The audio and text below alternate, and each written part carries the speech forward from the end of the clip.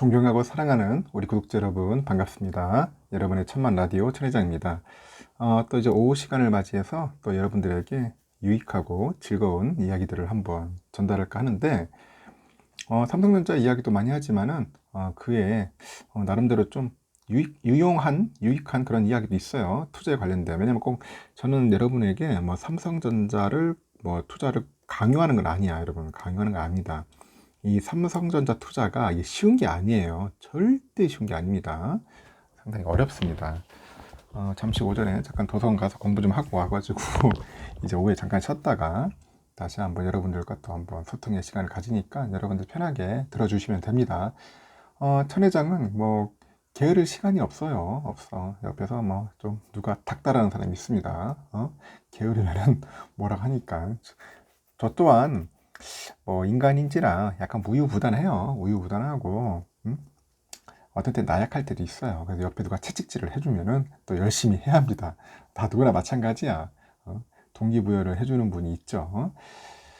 지금 보니까 우리가 1억 원을 넣으면은 1억 원을 투자를 하면은 뭐 매달 30만 원씩 받는 그런 투자 상품들이 있어요. 투자 상품들. 좋죠. 투자 상품들. 1억 원, 요즘 1억 원이 어쨌든 뭐 돈이냐, 이게 뭐, 돈? 1억 원이 돈입니까? 막 물어보는 사람도 있는데, 솔직히 1억 원도 큰 돈이에요. 대부분 큰 돈이야. 우리 뭐 한 10년 전과 1억, 20년 전에 1억, 지금의 1억은 많이 다르겠지만은, 그래도 1억이라는 돈은 작은 건 아니다. 그래서 1억 원 모으려면은 엄청나게 빡세게 해야 돼. 월급쟁이들 특히. 100만 원씩 모으면 몇 년 모아야 돼, 보통? 한 8년 정도 모아야 하나? 하여튼 그 정도로 빡세게 모아야 합니다. 그래야지 1억 가까이 모을 수 있어요. 그러니까 종잣돈을 빨리 만들어야 한다는 거죠. 작년까지만 해도 여러분들 아시다시피 거들떠도 안 봤던 그런 인컴 상품이죠. 인컴. 이 인컴 상품의 인기가 요즘 치솟고 있어. 치솟고 있더라. 보니까 요즘 5에서 한 6% 정도의 그 수익률도 너무 약소하게 들리던 그런 증시 화랑기가 이제 끝나버린 거야. 응? 끝나봤어. 최근에 많이 언급되는 그 상품들 몇 가지를 한번 보겠는데, 바로 이게 뭐냐. 월 이자 지급식이야. 월 이자 지급식. 채권이 있어요, 여러분들. 채권이 있고, 월배당 상장 지수펀드 ETF라고 하죠. 채권과 ETF가 있다는 거죠. 우선 보니까 월 이자 지급식 여전채라고 있습니다. 여전채. 그 삼성증권이 8월 1일부터 2주 만에 한 1,000억 원 정도 넘게 팔아버렸어. 삼성증권이. 1,000억 원 정도. 현대카드랑 현대캐피탈이 발행한 AA, 그 신용등급 AA예요. AA 선순위 채권인데 수익률이 세전이죠. 세전 한 3.7에서 한 4.4% 정도 수준이라고 합니다.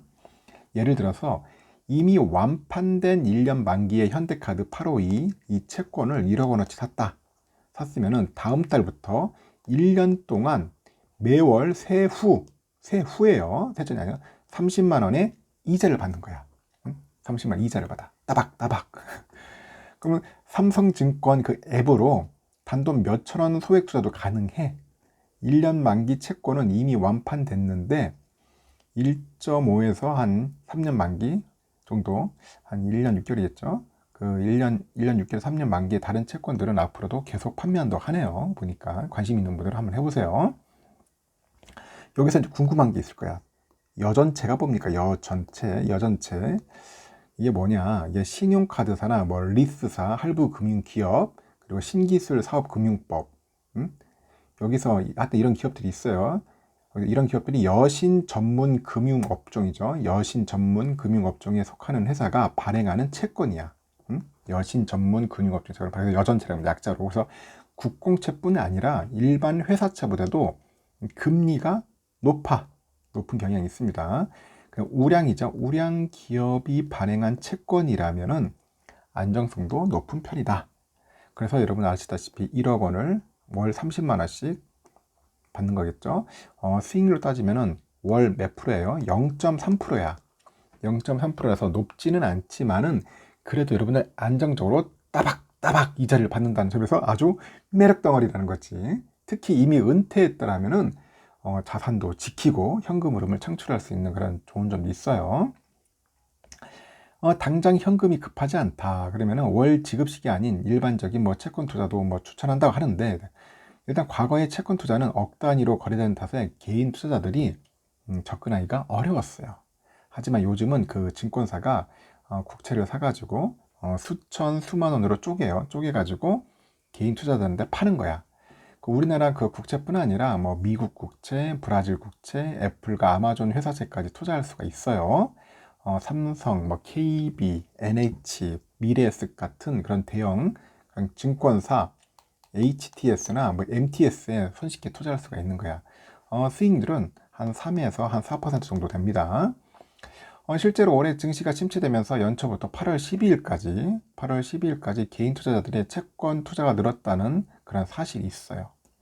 그래서 채권 가격하고 금리가 반대로 움직이는 거예요. 여러분 아시죠? 금리가 올랐을 때는 저가 매수였다가 금리가 내린 후에 팔아서 시세 차익을 거둘 수가 있어요. 지금 그 채권 시세 차익은 세금을 안 떼고 이자 소득세 15.4%를 부과한다는 점, 이게 매력적이라 하는데 저는 이 15.4%도 센데 생각보다는. 하여튼 그래요.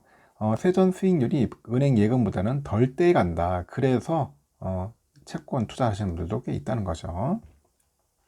그러면 또 궁금한 게 있어. 또 월배당 ETF가 있어. 월배당 ETF. 월급처럼 그 배당금, 분배금이라죠. 이걸 받을 수 있는 또 다른 상품으로 월배당, 월분배 ETF가 있는데 지난 6월부터 국내 상장된 그 신상 ETF들이에요. 신상 ETF들 잘 들어보세요. 고배당주나 그 리츠, 이 리츠에 분산 투자하면은 매월 분배금을 받아요. 근데 그 분배금이 많지는 않을 수 있어요. 요번에 첫 분배금을 지급한 게 있는데 뭐냐? 여러분도 아실 거예요. 모르겠다. SOL, 미국 S&P죠. 미국 S&P 500 ETF로 있어. S&P 500 ETF. 솔. 이거는 뭐냐? 주당 11원을 지급합니다. 이 솔이 들어가는 게 신한 거예요. 신한. 네, 신한 건데. 이 ETF 한 주가 한 1만 원대 초반이야. 초반이기 때문에 수익률이 얼마냐 했더니 0.1% 수준에 불과해요. 0.1% 수준. 그럼 연간 기준에는 한 1% 정도 좀 간신히 넘어요. 1%. 저는 이건 여기다 투자 안 하는데 하여튼 미래에셋의 그 월배당 ETF는 한 3에서 한 4% 수준이긴 한데 역시 아주 매력적인 그런 수익률 아니라고 합니다. 미국에 상장한, 그러니까 솔 ETF는 아까 말한 것처럼 주당 11원을 주자. 11원. 한 주에 11원을 주니까 한 0.1% 된다는 거야, 월. 그 미국에 상장된 월배당 ETF들은 분배금 수익률이 높아요. 차라리 미국이 나아, 오히려 하려면은. 글로벌 X 나스닥 100 커버드 콜이 있어요. 티커가 뭐냐? QYLD가 있어. QYLD 티커예요. 이거 치면 나올 거야. 이게 연 15%야. 연 15%. 장난이 아니죠. 글로벌 X 슈퍼 디비던드 ETF가 있는데 그건 뭐냐? SDIV예요. SDIV. 이게 한 13% 돼요. 13%. 증시 하락으로 ETF의 가격도 현재 20% 빠졌다 하죠. 가격이 빠졌어, ETF가. 아래 그래프 보면 대충 알겠는데, QYLD 최근 1년간 수익률을 보면 알 수 있을 겁니다. 그 분배금이 높다고 그냥 마냥 좋아할 일은 아니야. 아니다. 지금 투자하는 것은 뭐 괜찮아 보인다고 하더라고요. 그래서 많이 빠졌으니까. 그리고 미국 ETF에 투자한다면 당연히 이제 이 세금을 고려해야 합니다. 환율도 마찬가지겠죠. 요즘처럼 강달러가 계속되면은 환차익을 얻을 수 있겠지만은 달러 약세로 돌아섰다 그러면 한번 고민을 해보세요.